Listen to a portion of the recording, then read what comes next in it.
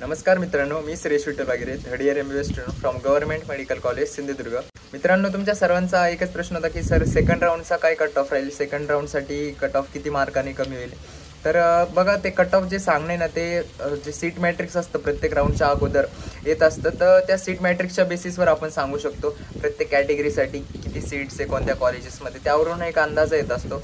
पण तरी जर लास्ट 3-4 वर्षाचा जर आपण ट्रेंड बघितला तर त्यावरून एक जनरल सांगितलं जातं की 5 मार्कांनी तर कट ऑफ कमी होत असतो। बघा, समजा जनरल कॅटेगरीचं जर बोलायचं झालं तर 3-4 मार्काने कट ऑफ कमी होईल।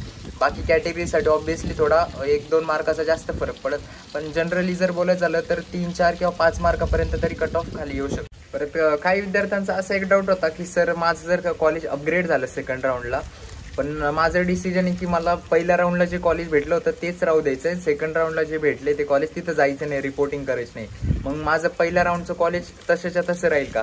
तर बघा मित्रांनो, ते कॉलेज तुमच्या हातातून जातं, कारण की तुमच्या ऐवजी ते सीट दुसऱ्या कोणाला तरी दिलं जातं।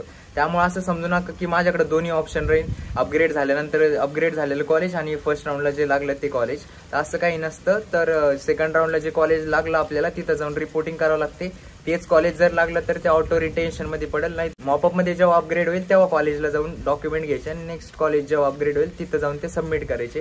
नाही तर जे ऑटो रिटेन्शन होत असतं कॉलेजेस करून घेत असतं ऑटो रिटेन्शन, जर तुमचं कॉलेज अपग्रेड झालं नाही तर। असेच काही अजून काउन्सिलिंग रिलेटेड डाऊट असतील तर मला कमेंटमध्ये नक्की कळवा, आणि माझे जर व्हिडिओ आवडत असेल तर व्हिडिओला लाईक करा, चॅनलला सबस्क्राईब करा आणि तुमच्या जास्तीत जास्त मित्रांना हा व्हिडिओ शेअर करा। धन्यवाद।